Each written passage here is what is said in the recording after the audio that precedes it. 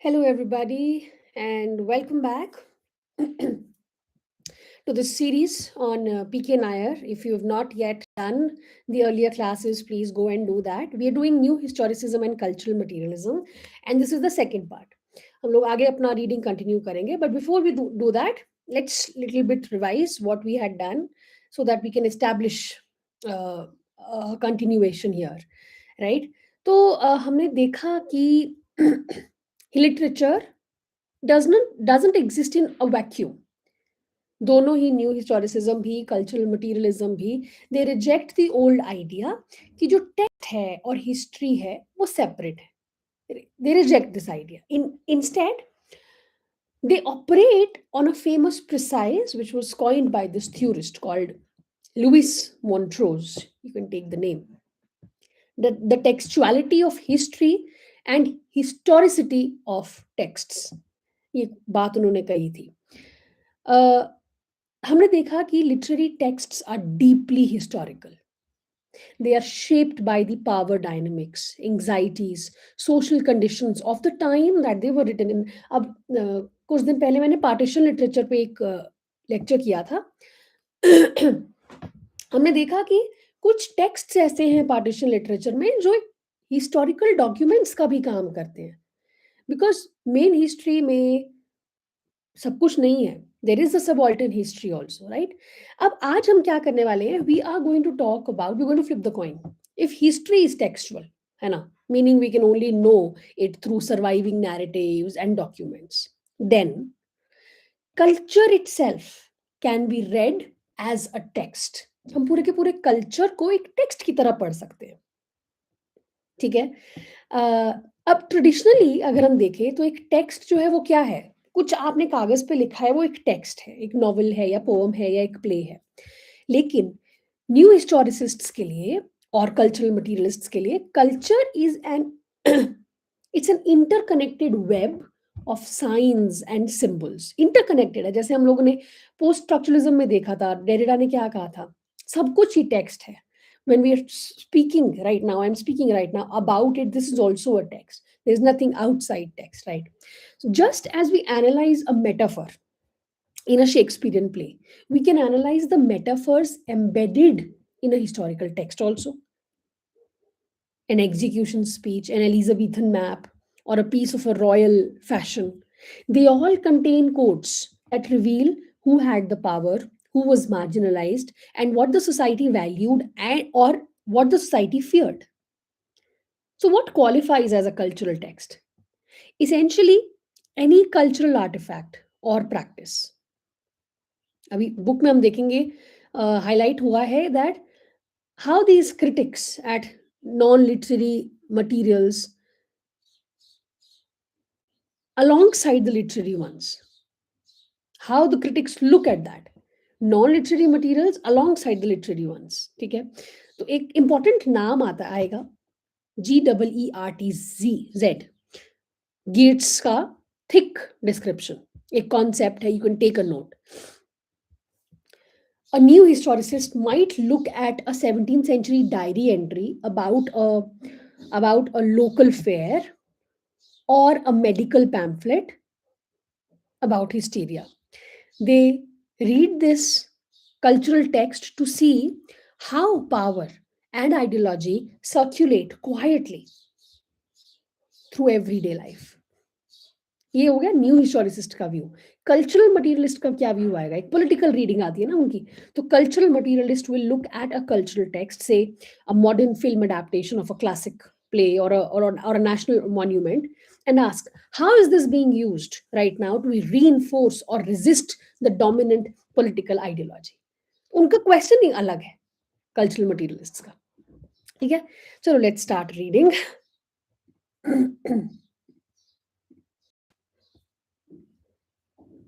So we have to start from culture as texts. As I said, we'll speak about that.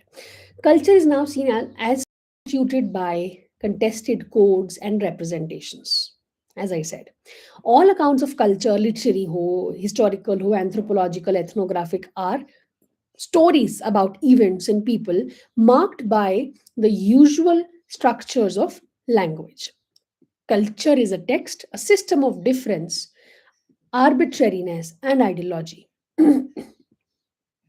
तो क्या कहा इस first paragraph में कि अब हम कल्चर को भी एक टेक्स्ट की तरह देख रहे हैं। कल्चर के अंदर भी तो बहुत सारे कोड्स हैं, अलग-अलग चीज़ें अलग-अलग तरीके से रिप्रेजेंट होती हैं। जितनी भी चीज़ें हैं कल्चर में, लिटरेरी हो, हिस्टोरिकल हो, एंथ्रोपोलॉजिकल हो, सब कहानियाँ हैं about some people, some events और एक ही स्ट्रक्चर है सबका, सब चीज़ें लैंग्वेज में है, राइट? कल्चर भी टेक्स्ट है। There is a set of differences, arbitrariness है, there is ideology in everything. New historicists emphasize on culture as text, adapted from the work of the anthropologist. काफी बार इनका नाम हमें एग्जाम में देखने को मिलता है, क्लिफर्ड गीट्स। ठीक है? Means that there are more objects now that can be read. तो न्यू हिस्टोरिसिस्ट्स एम्फसाइज करते हैं कि कल्चर टेक्स्ट है और उन्होंने ये अडैप्ट किया है गीट्स से, मीनिंग दैट कुछ ऐसी चीजें हैं या ज्यादा अब ऐसी चीजें हैं जिनको अब हम पढ़ सकते हैं। लैंग्वेज में कुछ भी हो उसको आप पढ़ सकते हो as a text. This is the reason why Greenblatt and others look at marginalised literary and non literary works. अब हिस्ट्री में तो है नहीं मार्जिनलाइज्ड लोगों का कुछ भी, विमेन का कुछ भी नहीं है। So these people have tried to look at the entire culture as text, to look at the literary also and also non-literary works. It allows the critic to look at marginal figures and their subjectivities, identities, politics in any cultural formation. So as Greenblatt and बहुत important names हैं and Gallagher put it in a passage worth quoting in full because of its politics and insight into new historicist technique. इन दोनों का एक paragraph है पूरा। Let's read. There has been, in fact, a social rebellion in the study of culture, so that figures hitherto kept outside the proper circles of interest, a rabble of half-crazed religious visionaries, semi-literate political agitators, coarse-faced peasants in hobnailed boots, dandies whose writings have been discarded as ephemera, imperial bureaucrats, freed slaves, women novelists, dismissed as impudent scribbles, जितने भी marginalized sections हैं उनकी ये बात कर रहे हैं, ठीक है? Learned women excluded from easy access to the materials of scholarship, scandal mongers, provincial politicians, charlatans, and forgotten academics have now forced their way, or rather have been invited in by our generation of critics. तो एक कह रहे social rebellion आया है जब हम cultural study कर रहे हैं। कल्चरल स्टडीज इसीलिए बहुत इंपॉर्टेंट है because it brings in all of these marginalised sections so that figures अब के बाद जो कि अभी तक उनको सर्कल ऑफ इंटरेस्ट से बाहर रखा था, they have been forced in by our generation of critics, he says. So this means new historicism not only texts to its subject of study, but also treats various objects as texts as a part of cultural texts. कि new हिस्टोरिसिस्ट्स सिर्फ add ही नहीं कर रहे हैं और texts को, लेकिन बहुत सारे ऑब्जेक्ट्स को भी वो टेक्स्ट की तरह ट्रीट कर रहे हैं।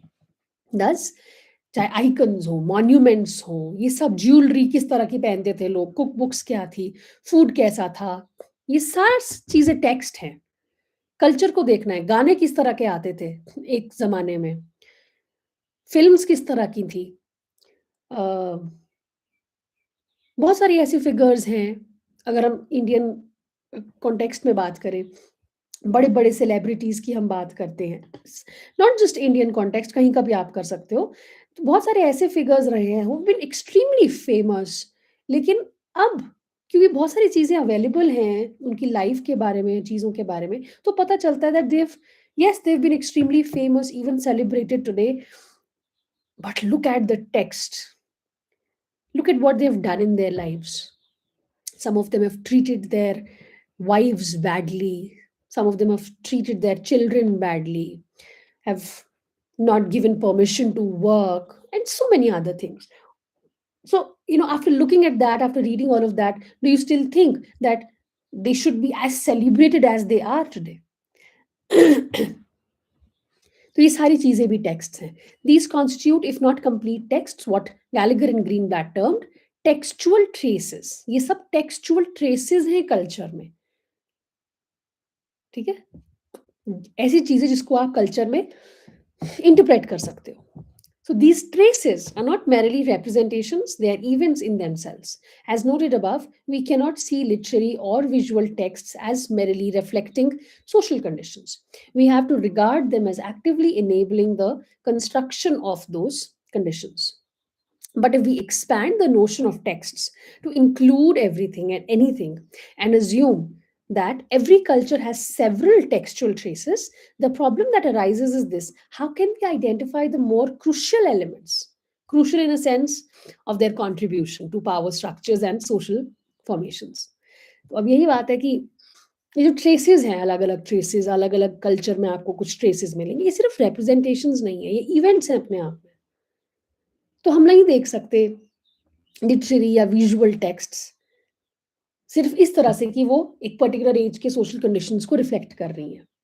हमें उनको रिगार्ड करना पड़ेगा as they are enabling the construction, कि ये सारी चीजें जो है वो एक पर्टिकुलर कंडीशन अगर किसी तरह से कंस्ट्रक्टेड है तो इन इवेंट्स ने उसको हेल्प किया है.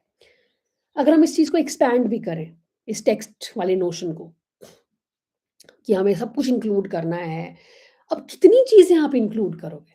कैसे पता चलेगा कि कौन सी चीज इंपॉर्टेंट है? अब यहाँ पे थोड़ी एक आयरॉनिक चीज है कि फिर वही बात आ गई ना कि इंपॉर्टेंट आप किस चीज को कह रहे हो, आप फिर किसी चीज को साइड पे कर दोगे, फिर कोई चीज मार्जिनलाइज हो जाएगी.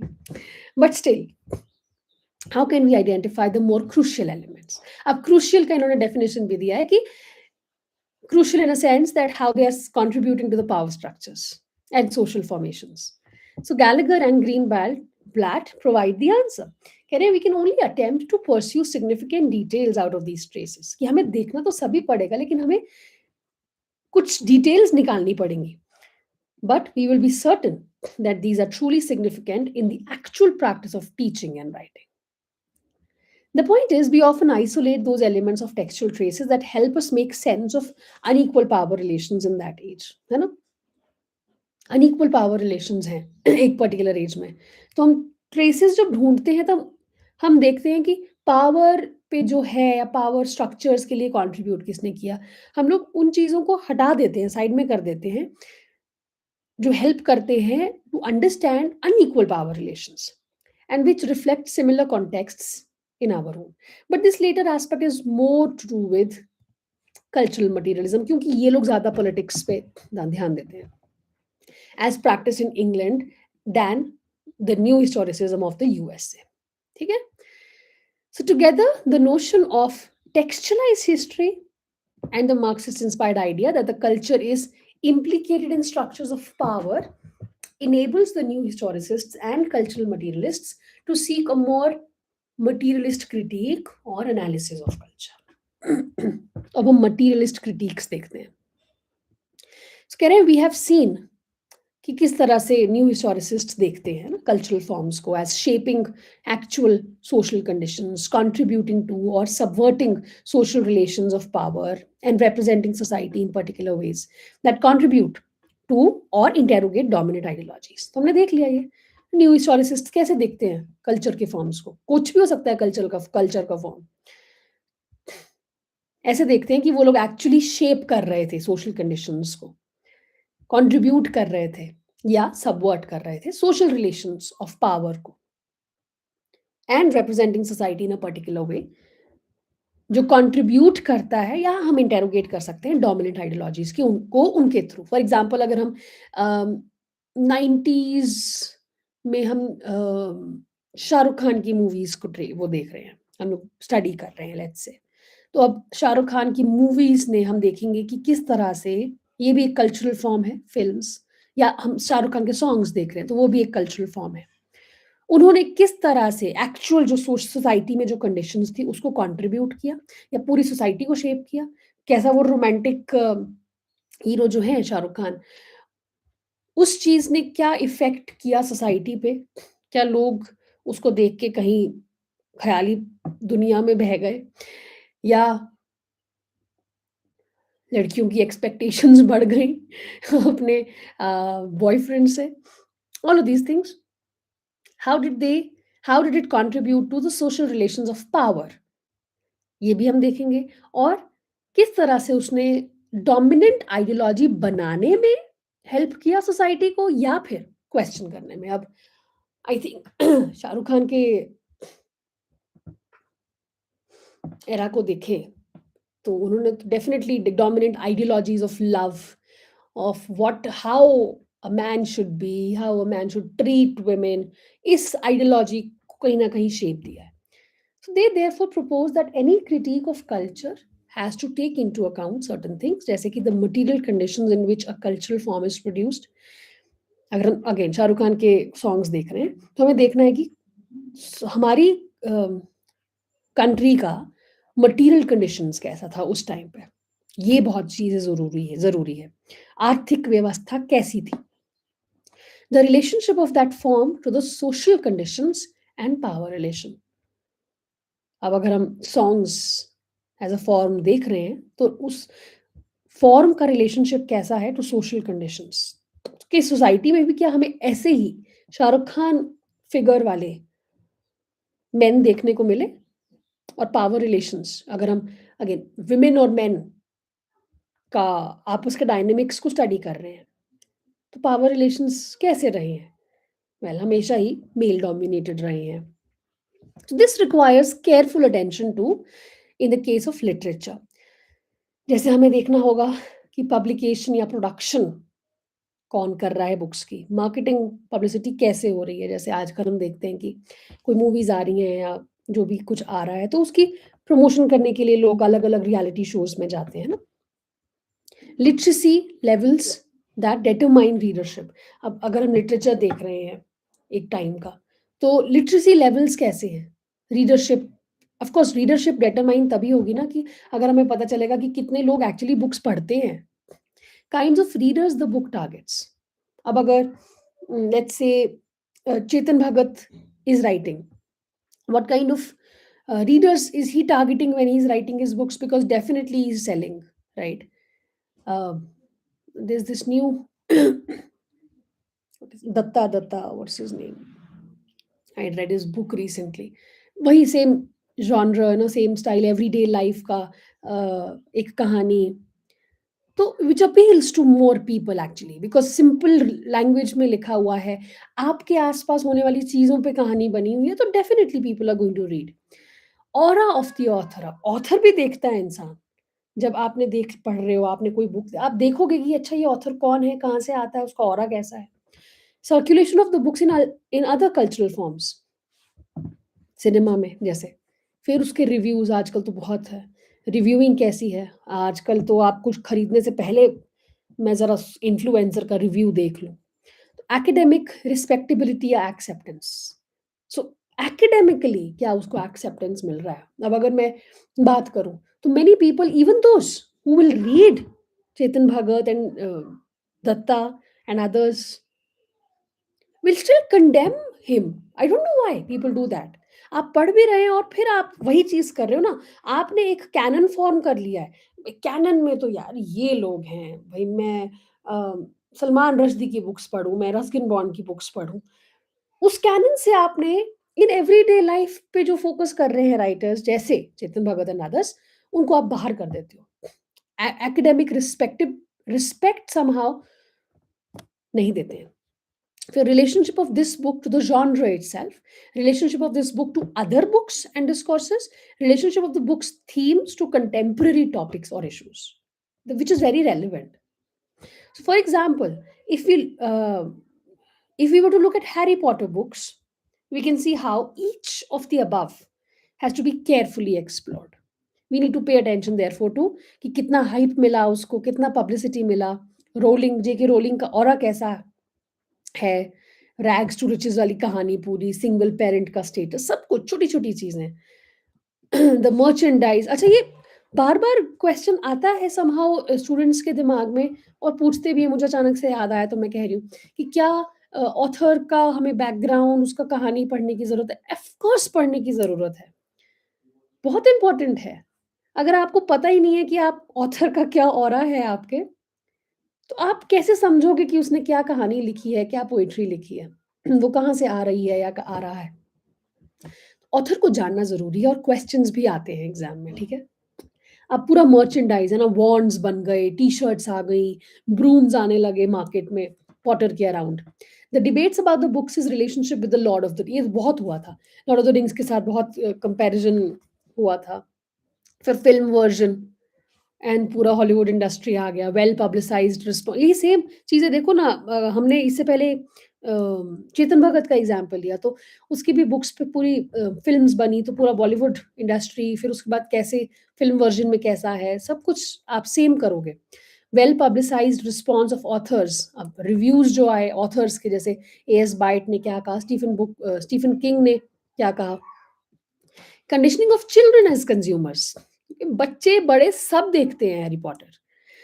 The revival of magic क्योंकि it takes you to it's like an escape to another world altogether. It has nothing to do with your everyday life, which is sometimes it gets heavy for us, right?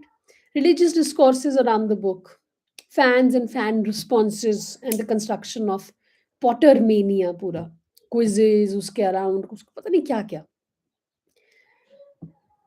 So with these questions, it deserved it, but you know किस तरह से वो पूरा create करना, इतना सारा books लिखना उसके around, it's commendable. Since we locate the books in a larger context and see how the books themselves contribute to social constructions.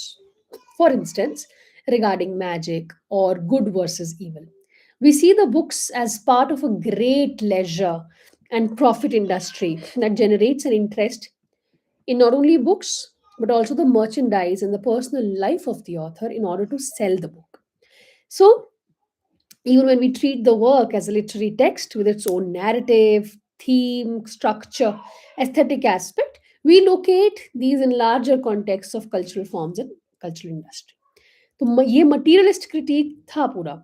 It focus on the production part and reception of cultural artifact कि painting है या जैसे हमने बात की कोई music है या लिटर जो भी चीज़ है कल्चर की फॉर्म, कोई भी कल्चरल आर्टिफैक्ट है उसका प्रोडक्शन कैसे हो रहा है, उसको रिसीव कैसे किया जा रहा है ऑडियंस के through, with the belief that all artifacts are linked to social formations जैसे कि patriarchal society, existing ideologies like the family, and power structures like capitalism.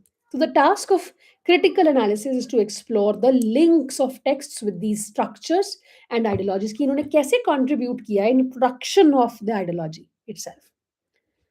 Evo Camps sums up the basic commitments in a materialist critical practice. कहते हैं to a patterned relationship between cultural form and social relations of production. To the relative autonomy of the literary text, तो ये वही बता रहे हैं कि materialist critical practice में जो कमिटमेंट्स हैं क्या क्या है, किस चीज़ के साथ है, relationship between cultural forms and social relation of production, autonomy of the text, programme of rigorous and concrete historical research and ideological critique, ये सब. So, having looked at the basic assumptions and concerns of the materialist critique of culture, we can go on to the specific features of both of these, new historicism and cultural materialism. I'm going to stop here. And I'm going to give you your homework. Please start reading. Since we've established what new historicism is, please start reading this. Don't ignore any names that come, okay? अब मैं यहाँ से पढ़ना start करूँगी. छोटा-सा आपको 1 page का homework दिया है, छोटा-सा ही है.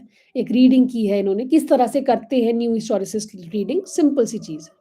यहाँ से हम लोग नेक्स्ट क्लास में पढ़ना शुरू करेंगे. ठीक है?